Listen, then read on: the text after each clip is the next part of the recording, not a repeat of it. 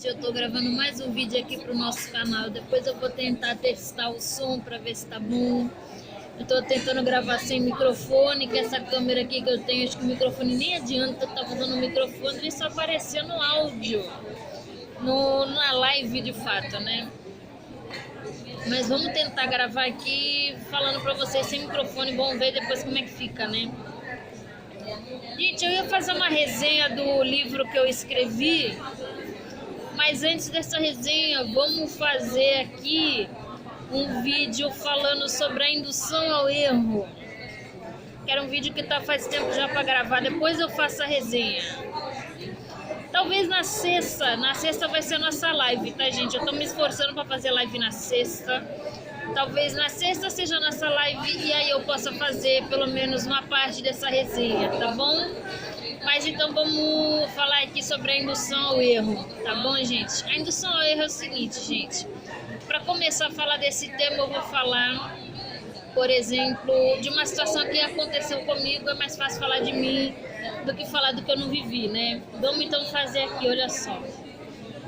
Gente, eu não sei se eu já cheguei a falar para vocês em vídeos mais antigos, mas quando eu tinha 17 anos, eu cheguei a passar por determinadas situações e nessa época que eu passei por determinadas situações, eu tive que sair da casa dos meus pais. Eu fiquei um tempo na casa da minha avó materna. Essa minha avó até já faleceu, então de certa forma nem vai ser tão ruim falar, porque ela já faleceu. Como é que você vai denegrir a imagem de alguém que já faleceu, né? Mas então, ela já faleceu, então não vai ter tanto problema falar. Muito me surpreenderia, por exemplo, se meus tios, que ainda estão vivos, viessem me procurar, porque eles não vêm me procurar pra nada.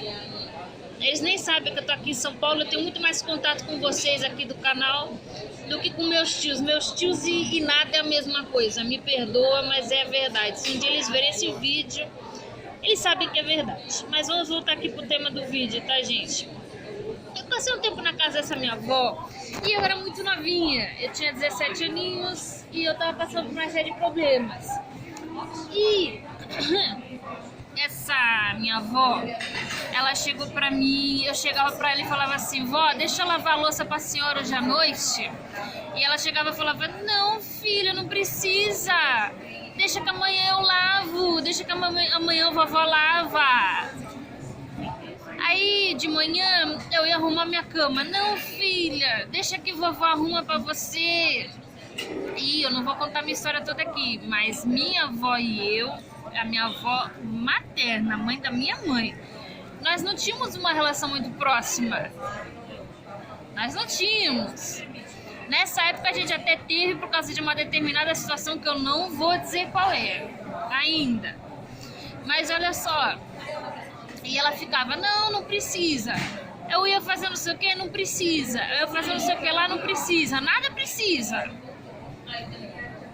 Até que a minha mãe, que na época a gente ainda se dava mais ou menos, ela chegou a ligar, né, pra minha avó, porque eu tava lá na casa dela por um tempo, e ela começou: como é que tá a Sara?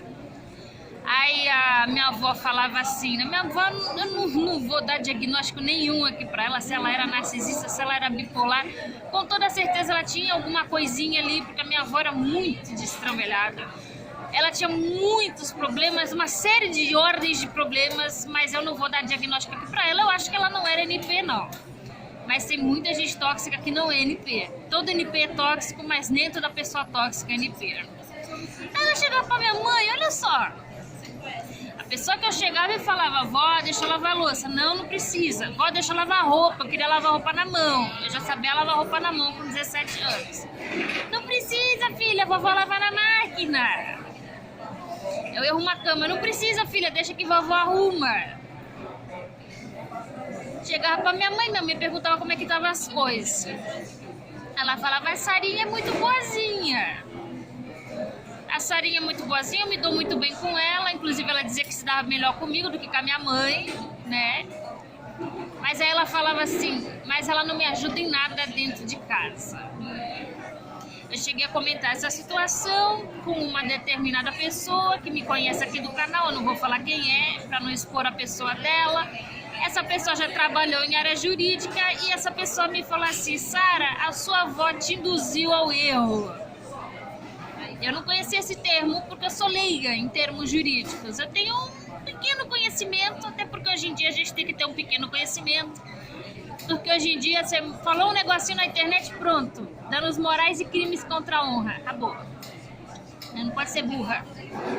Até na hora de xingar alguém, você tem que xingar sem dizer nomes. Para não incorrer em calúnia, difamação e injúria, né? Mas eu não conhecia termos mais específicos, tais quais indução ao erro. Quando essa minha conhecida me falou isso, eu falei, gente, mas é muito recorrente mesmo, né? E o que seria, de maneira leiga, a tal da indução ao erro? É quando uma pessoa, ela tenta te deixar à vontade, mas não é... Como é que eu posso dizer aqui pra vocês? Não é genuíno. Ela está numa situação que às vezes é desagradável para ela. Essa minha avó não queria me receber em casa. A real é essa. A gente não era grandes amigas, nós não éramos grandes amigas, nós não tínhamos uma grande intimidade, mas eu estava passando por um determinado problema.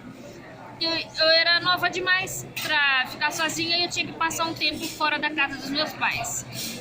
Então ela teve que inventar uma desculpa. Primeiro ela começou a dizer que por eu ser menor de idade, ela só podia me acolher por 3 dias. Ela tinha conversado com o advogado não sei das quantas e que eu só podia ser acolhida por 3 dias. Eu acho que isso é mentira. Eu não sei também se alguém for da área jurídica pode me falar, se bem que já faz um tempo, né, que eu tinha 17 anos, não foi agora. Mas depois que ela foi vendo que isso não funcionava muito, que eu continuava por lá, ela chegou e falou que eu não ajudava em nada. Ela tentou criar um problema onde problema não havia, que era para ela pôr a culpa no problema, ao invés de dizer a verdade, que ela não estava a fim de me acolher por lá. Entendeu? Isso é a indução ao erro. Por exemplo, suponhamos que uma pessoa ela seja preconceituosa com o homossexual. Não pode chegar e falar, olha, eu não quero te contratar por você ser homossexual. Isso vai criar um problema, seja lá qual for. Em cima desse problema, ela vai criar um motivo para não acolher a pessoa, um motivo legítimo, forjado, para não acolher a pessoa lá e não dizer a verdadeira razão. Como nós hoje em dia nós vivemos na sociedade do politicamente correto, a gente não pode simplesmente sair, enfim, discriminando, as pessoas discriminam, mas não falam nada, né? Discriminando ou falando que eu não quero tal tipo de pessoa aqui, ou não quero... Não, a pessoa que ela vai induzir o erro, ela prima muito por sua imagem pública e ela sabe os erros que são condenados na sociedade e ela sabe quando, por exemplo, que é legítimo que a sociedade venha a se erguer contra alguém que está a cometer um erro. Um exemplo disso é, por exemplo, eu vou induzir o fulano a ter uma briga com a Beltrana, aí eu vou dizer que a pessoa infringiu Maria da Penha.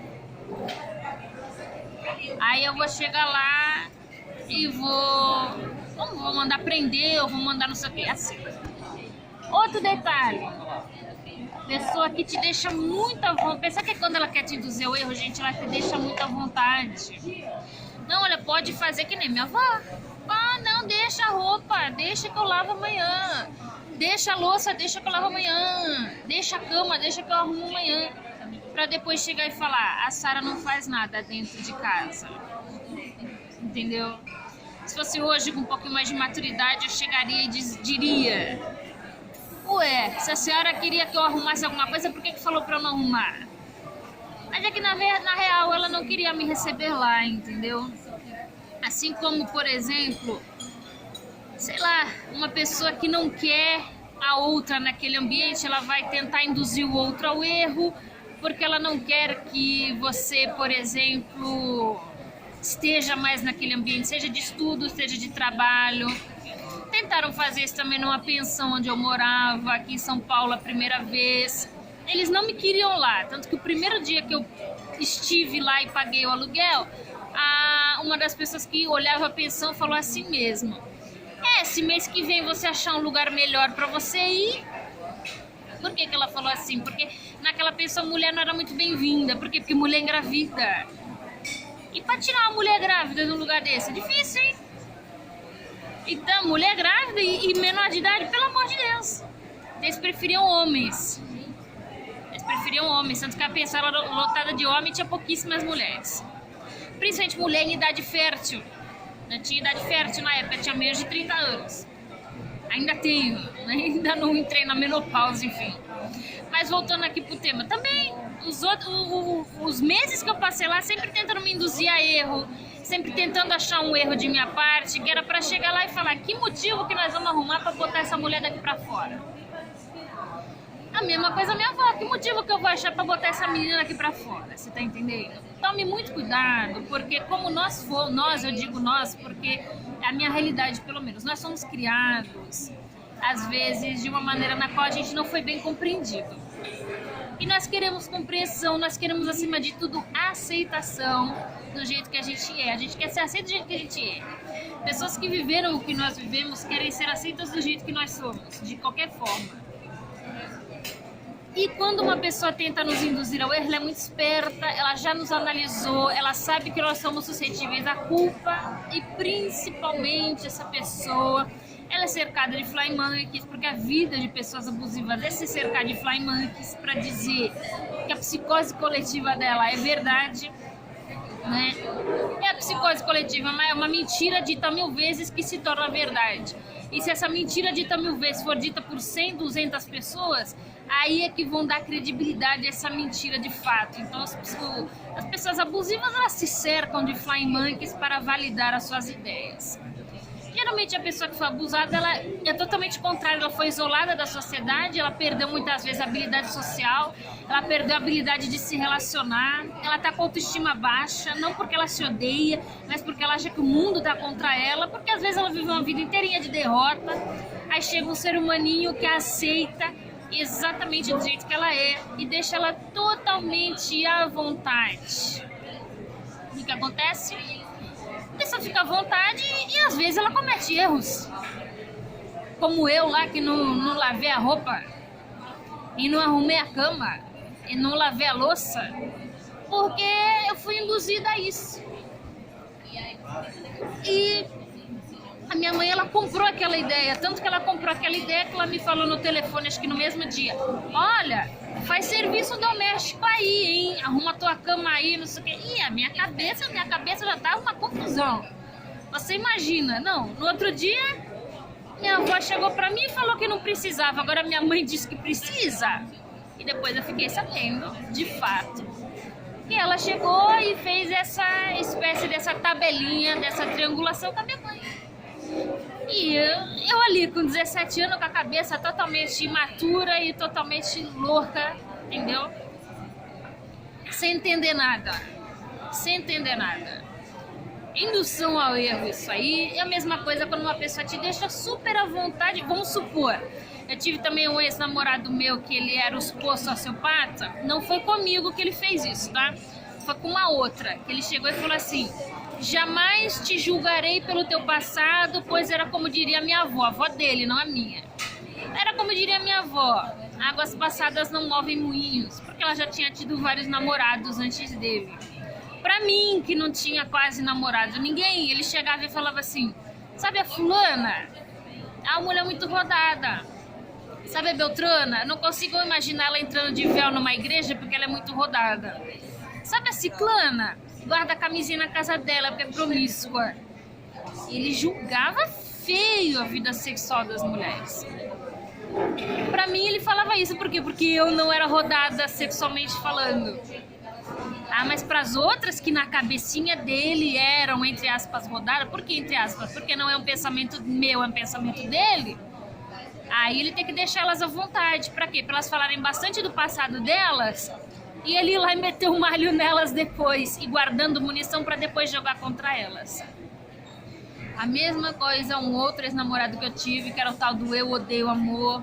Ele ficava perguntando certas coisas. E eu falei, olha, já tive esse ex-namorado, já tive aquele. Ele falou, não, mesmo que fosse mais, eu não me importava. Tempos depois ele falou que eu era heterodoxa, olha o termo, gente. Heterodoxa, sexualmente falando, sendo que eu nunca fiz nada de tão absurdo. Eu falei, como assim heterodoxa? Só se eu nunca tivesse namorado ninguém? Mas peraí, ali quando eu disse que eu já tinha tido aquele namorado, você chegou pra mim e falou que eu podia ter tido mais. Isso era também indução ao erro. Da corda, da corda, da corda, que é pra você se enforcar. Creio eu que o resumão da indução ao erro é a pessoa te dar corda pra você se enforcar.